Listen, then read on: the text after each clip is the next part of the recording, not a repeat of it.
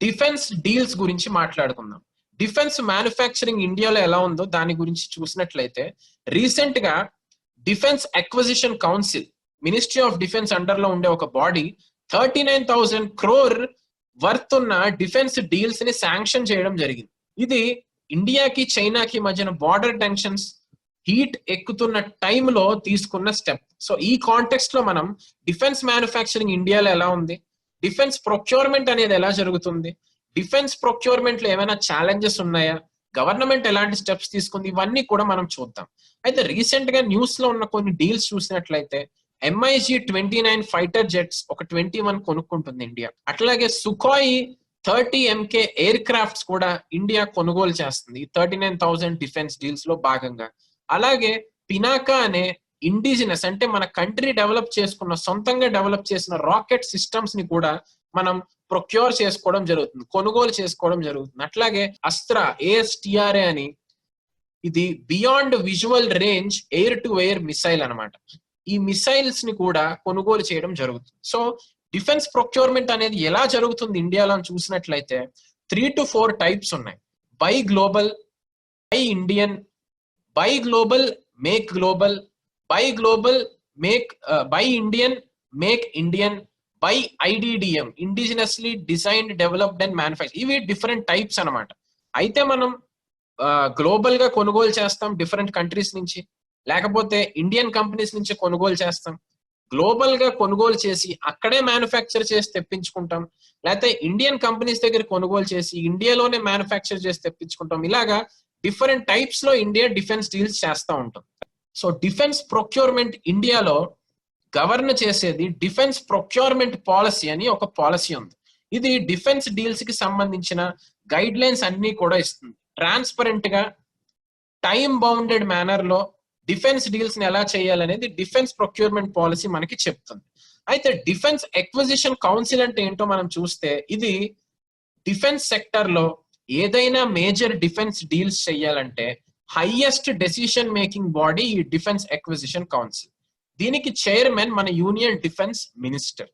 Kargil war తర్వాత defence preparedness అంటే defence sector లో మనం చాలా ప్రిపేర్డ్ గా ఉండాలని ఇండియా స్ట్రాంగ్ గా ఫిక్స్ అయ్యి ఇలాంటి ఒక కౌన్సిల్ ని పెట్టింది. సో దాట్ కొనుగోలు ఏమైనా చేయాల్సినవి ఉంటే అవి చాలా ఫాస్ట్ గా టైం బౌండెడ్ వేలో మనం చేయొచ్చు డిఫెన్స్ ఎక్విప్మెంట్. అయితే డిఫెన్స్ సెక్టర్ లో కొన్ని ఛాలెంజెస్ చూస్తే, ఫస్ట్లీ ఇంపోర్ట్స్ మీద ఇండియా చాలా అంటే చాలా డిపెండ్ అవుతుంది. రైట్, ఆల్మోస్ట్ అన్ని డిఫెన్స్ ఎక్విప్మెంట్స్ కూడా మనం ఇంపోర్టే చేసుకుంటున్నాం. ఇండియా ప్రపంచంలోనే సెకండ్ లార్జెస్ట్ డిఫెన్స్ ఇంపోర్టర్ అన్నమాట. ఇలాగా వేరే కంట్రీస్ మీద డిపెండ్ అవడం వల్ల డిఫెన్స్ ఎక్విప్మెంట్స్ కోసం ఒక విధంగా ఫైనాన్షియల్ బర్డెన్ మన కంట్రీ మీద, అలాగే సోవర్నిటీ అండ్ నేషనల్ సెక్యూరిటీ కూడా ఇన్వాల్వ్ అయ్యింది. ఎందుకంటే డిఫెన్స్ అనేది చాలా క్రూషియల్ సెక్టర్. అయితే ఇలాంటి క్రూషియల్ ఎక్విప్మెంట్స్ మనం తయారు చేసుకోకుండా వేరే కంట్రీస్ మీద డిపెండ్ అవుతామంటే ఆ ఇన్ఫ్రాస్ట్రక్చర్ వేరే కంట్రీస్ కంట్రోల్లో కూడా ఉండే అవకాశం ఉంది. అందుకు ఇదొక మేజర్ ఛాలెంజ్. అండ్ సెకండ్లీ, అయితే మనం ఇంపోర్ట్స్ ఎందుకు చేసుకుంటున్నాం? మన డొమెస్టిక్ మ్యానుఫ్యాక్చరింగ్ సరిగ్గా లేదంటే మన డొమెస్టిక్ మ్యానుఫ్యాక్చరింగ్ అంత మంచి టెక్నాలజీతో, అంత మంచి ఇన్ఫ్రాస్ట్రక్చర్ తో high level or high technology defence equipments ని తయారు చేయలేకపోతుంది. రైట్, డిఫెన్స్ మ్యానుఫ్యాక్చరింగ్ ని ఇండియాలో ప్రమోట్ చేయడానికి చాలా స్కీమ్స్ తో గవర్నమెంట్ ముందుకు వచ్చింది. మేక్ ఇన్ ఇండియా అని చెప్పింది, డిఫెన్స్ ఆఫ్సెట్ పాలసీ అని ఒక పాలసీ తీసుకొచ్చింది, స్ట్రాటజిక్ పార్ట్నర్షిప్ మోడల్ అని ఒక మోడల్ తీసుకొచ్చింది. రైట్, ఫారిన్ కంపెనీస్ నుంచి మనం ఏదైనా కొనుగోలు చేస్తుంటే వాళ్ళు మన ఇండియన్ కంపెనీస్ తో కొలాబొరేట్ అయ్యి మ్యానుఫ్యాక్చరింగ్ చేయాలి. టెక్నాలజీ ట్రాన్స్ఫర్ అనేది ఫారిన్ గవర్నమెంట్ కంపెనీస్ నుంచి మన కంపెనీస్ కు ఉండాలి అని చాలా అంటే చాలా ఇనిషియేటివ్స్ తీసుకున్న టెక్నాలజీ ట్రాన్స్ఫర్ అనుకున్నంత జరగట్లేదు వేరే కంట్రీస్ నుంచి మనకి. రైట్, డొమెస్టిక్ మ్యానుఫ్యాక్చరింగ్ ఇంకా కూడా ఇనీషియల్ స్టేజెస్ లోనే ఉండిపోయింది. రైట్, సో దీనివల్ల ఇండిజినైజేషన్ అనేది అవ్వట్లే. అంటే మన సొంతంగా మనం క్రిటికల్ డిఫెన్స్ ఎక్విప్మెంట్స్ ని తయారు చేసుకోలేకపోతున్నాం, వేరే కంట్రీస్ మీద డిపెండ్ అవ్వాల్సి వస్తుంది. ఇలాగే మోడర్నైజేషన్ ఆఫ్ డిఫెన్స్ ఫోర్సెస్ కూడా అవ్వట్లే. అంటే టెక్నాలజీ వైజ్ చూసినా, ఇన్ఫ్రాస్ట్రక్చర్ వైజ్ చూసినా మన సోల్జర్స్ కి, డిఫెన్స్ అఫీషియల్స్ కి ఇంకా మనం లేటెస్ట్ టెక్నాలజీ ఎక్విప్మెంట్స్ ఇవ్వలేకపోతున్నాం. రైట్, సో ఇవన్నీ కూడా కొన్ని ఛాలెంజెస్. అయితే డిఫెన్స్ మ్యానుఫ్యాక్చరింగ్ ఇంప్రూవ్ చేయడానికి FDI పాలసీని చేంజ్ చేసి ఫారిన్ ఇన్వెస్ట్మెంట్ లిమిట్స్ ని గవర్నమెంట్ పెంచినప్పటికీ కూడా ఫారిన్ ఇన్వెస్ట్మెంట్ అంతగా రావటం లేదు. ప్రైవేట్ ప్లేయర్స్ కూడా అంత ఇంట్రెస్ట్ చూపించట్లేదు మన డిఫెన్స్ మ్యానుఫ్యాక్చరింగ్ లో. ఇప్పటికీ కూడా డిఫెన్స్ మ్యానుఫ్యాక్చరింగ్ అంటే ఇండియాలో మనకి గుర్తొచ్చే పెద్ద companies Hindustan aeronautics limited, Bharat dynamics limited, Bharat electricals limited, ordnance factory boards, ఇవన్నీ కూడా public sector defence companies, right. Private sector defence companies ఇంకా అంత పెద్ద లెవెల్లో ఎస్టాబ్లిష్ అవ్వలేదు ఇండియాలో. దీని వల్ల కూడా డిఫెన్స్ మ్యానుఫ్యాక్చరింగ్ ఇంప్రూవ్ అవ్వట్లే. అండ్ ఆల్సో ఫండ్స్ వైజ్ గా చూసిన ప్రతి సంవత్సరం డిఫెన్స్ మీద పెట్టే ఎక్స్పెండిచర్ పెరుగుతున్నప్పటికీ అందులో ఎక్కువ శాతం డిఫెన్స్ అఫీషియల్స్ శాలరీస్ కి, పెన్షన్స్ కి, అలవెన్సెస్ కి, వీటికే పోతుంది. పర్సోనల్ కాస్ట్స్ అంటారు దీన్ని. ఈ పర్సోనల్ మేనేజ్మెంట్ కాస్ట్స్ కే ఎక్కువగా పోతుంది. క్యాపిటల్ ఫార్మేషన్ కి వెళ్ళట్లేదు. అంటే ఇలాంటి డిఫెన్స్ ఎక్విప్మెంట్స్ కొనడానికి, డిఫెన్స్ టెక్నాలజీస్ మీద ఇన్వెస్ట్ చేయడానికి, వీటి మీద అంతగా ఖర్చు పెట్టలేకపోతున్నారు. ఎందుకంటే ఎక్కువ డబ్బులు పర్సోనల్ కాస్ట్స్ కి వెళ్ళిపోతున్నాయి. అట్లాగే వేరే కంట్రీస్, రష్యా అవనండి, రష్యా మనకి S-400 డీల్ చేసి పెడుతుంది. యుఎస్ మనకు కొన్ని ఫైటర్ హెలికాప్టర్స్ ఇస్తుంది, ఫైటర్ జెట్స్ ఇస్తుంది, ఇజ్రాయెల్ మనకు మంచి మిసైల్స్ ఇస్తుంది. కానీ ఈ కంట్రీస్ ఏవి కూడా క్రిటికల్ డిఫెన్స్ ఎక్విప్మెంట్స్ వెనకాలన్న క్రిటికల్ టెక్నాలజీని మన ఇండియన్ గవర్నమెంట్ తో షేర్ చేసుకోవట్లేదు. దీనివల్ల టెక్నాలజీ అనేది మనకి రావటం లేదు. ఎక్విప్మెంట్స్ అనేవి వస్తున్నాయి కానీ టెక్నాలజీ రావట్లేదు. దానివల్ల ఇంకా ఇంపోర్ట్స్ చేసుకుంటూనే ఉండాల్సి వస్తుంది మనం, right. At max components manufacture చేస్తున్నాం, స్పేర్స్ మ్యానుఫ్యాక్చర్ చేస్తున్నాం, అసెంబుల్ చేస్తున్నాం, అంతే తప్ప కంప్లీట్ గా డిఫెన్స్ ఎక్విప్మెంట్స్ ని మనం తయారు చేయలేకపోతున్నాం. సో ఇవన్నీ కూడా కొన్ని ఛాలెంజెస్. అయితే వీటిని సాల్వ్ చేయడానికి గవర్నమెంట్ కొన్ని స్టెప్స్ తీసుకుంది. ఫస్ట్లీ మనం డిస్కస్ చేయాల్సింది డిఫెన్స్ ప్రొక్యూర్మెంట్ పాలసీ 2020. ఈ సంవత్సరంలోనే పాలసీని రివైజ్ చేయడం జరిగింది. రివైజ్ చేసి మేక్ ఇన్ ఇండియాకి ఎక్కువ వెయిటేజ్ ఇవ్వాలని ఫిక్స్ అయ్యారు. అట్లాగే ఒక కొత్త డైమెన్షన్ తీసుకొచ్చారు. By global manufacture in India అనే ఒక కొత్త టైప్ ఆఫ్ డిఫెన్స్ డీల్ ని తీసుకొచ్చారు. దీని అండర్ లో దీని మీనింగ్ ఏంటంటే గ్లోబల్ గా మనం కొనుగోలు చేస్తాం కానీ మ్యానుఫ్యాక్చరింగ్ ఇండియాలో అవ్వాలి. ఇలాంటి డిఫెన్స్ కాంట్రాక్ట్స్ ని ఎక్కువ వెయిటేజ్ ఇవ్వాలని చెప్పి గవర్నమెంట్ ఫిక్స్ అయింది. అండ్ ఆల్సో లీజింగ్ అనే ఆప్షన్ ని ట్రై చేయాలని అనుకుంటుంది గవర్నమెంట్. లీజింగ్ అంటే ఏంటంటే ఇప్పటి వరకు మనం అయితే గ్లోబల్ గా కొనుక్కుంటున్నాం, బయట కంట్రీస్ నుంచి కొనుక్కుంటున్నాం, లేకపోతే మనం తయారు చేసుకుంటున్నాం ఇండియాలో, బై ఆర్ మేక్.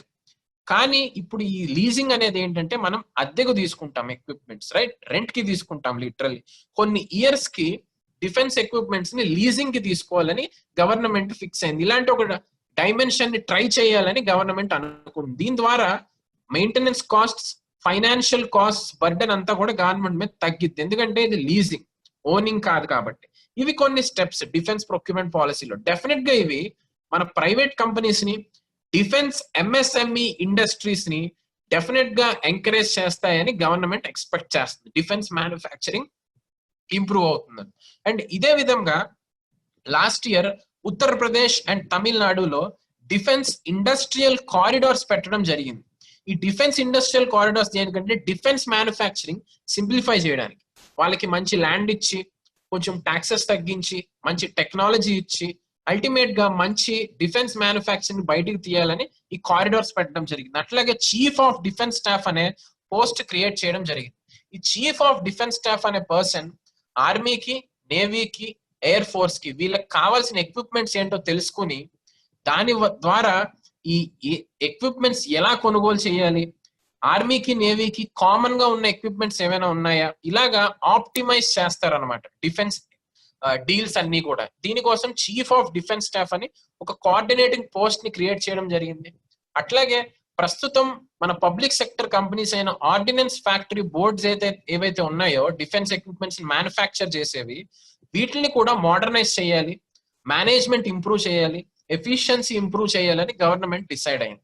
అట్లాగే సెల్ఫ్ రిలయంట్ డిఫెన్స్ సెక్టర్ కావాలంటే, అంటే డిఫెన్స్ సెక్టర్ లో మన కాళ్ళ మీద మనం నిలబడాలంటే, ఇంపోర్ట్స్ తగ్గించుకోవాలంటే రీసెర్చ్ అండ్ డెవలప్మెంట్ కూడా చాలా అవసరం.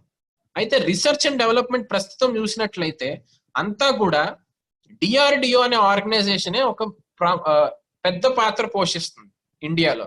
Defence research and development organisation, ఇది గవర్నమెంట్ కంట్రోల్లో ఉన్న ఒక డిఆర్డిఓ అనేది ఒక రీసెర్చ్ ఆర్గనైజేషన్. అయితే ఇలా కాకుండా ప్రైవేట్ వాళ్ళకు కూడా ఛాన్స్ ఇవ్వాలి, ప్రైవేట్ ఇన్నోవేషన్ ని కూడా మనం ఎంకరేజ్ చేయాలని గవర్నమెంట్ మిషన్ రక్షా జ్ఞాన శక్తి అనే స్కీమ్ ని ఇంప్లిమెంట్ చేస్తుంది.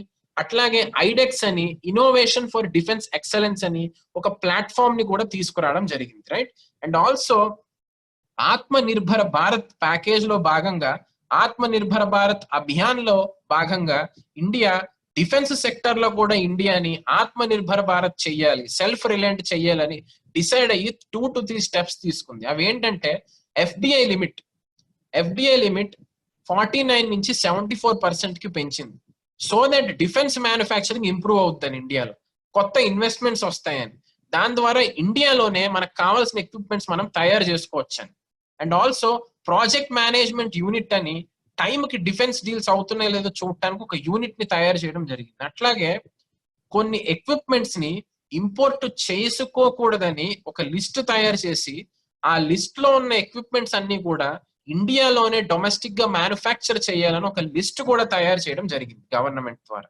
అండ్ ఆల్సో ప్రస్తుతం ఉన్న ఆర్డినెన్స్ బోర్డ్స్ ఏవైతే ఉన్నాయో డిఫెన్స్ ఎక్విప్మెంట్స్ ని తయారు చేస్తున్నవి, వాటిని కార్పొరేటైజ్ చేయాలంటే కొంచెం private technology, private management, private practices అన్ని కూడా వీటిలోకి తీసుకురావాలని గవర్నమెంట్ ఫిక్స్ అయింది. సో ఇవి కొన్ని స్టెప్స్. సో ఓవరాల్ గా మనం చూసినట్లయితే ఇండియా డిఫెన్స్ ఇంపోర్ట్స్ మీద తన డిపెండెన్స్ తగ్గించుకుని తన కాళ్ళ మీద తను నిలబడి సెల్ఫ్ రిలయంట్ గా ఉంటేనే ఇండియాకి చాలా అంటే చాలా యూస్ఫుల్. ఎందుకంటే మనకు ఒక పక్కన హాస్టైల్ నైబర్హుడ్ ఉంది, అంటే చైనా, పాకిస్తాన్, ఇలాగా టెరిటోరియల్ థ్రెట్స్ మనకి ఎక్కువ ఉన్నాయి. సో దానివల్ల మనం ఎప్పుడూ కూడా ప్రిపేర్డ్ గా ఉండాలి. డిఫెన్స్ ప్రిపేర్డ్నెస్ అనేది ఎప్పుడూ కూడా ఇండియాకి చాలా అంటే చాలా ముఖ్యం. అండ్ ఆల్సో ఇండియా సాగర్ అనే పాలసీని ఫాలో అవుతుంది, security and growth for all in the region అని. అంటే ఇండియన్ ఓషన్ రీజియన్ లో ఉన్న కంట్రీస్ అన్నిటినీ కూడా ఇండియా ఒక నెట్ సెక్యూరిటీ ప్రొవైడర్ అని చెప్పుకుంటుంది, రైట్. ఇవన్నీ పాసిబుల్ అవ్వాలంటే first of all India defence sector లో సెల్ఫ్ రిలయంట్ అవ్వాలి, రైట్. Thank you.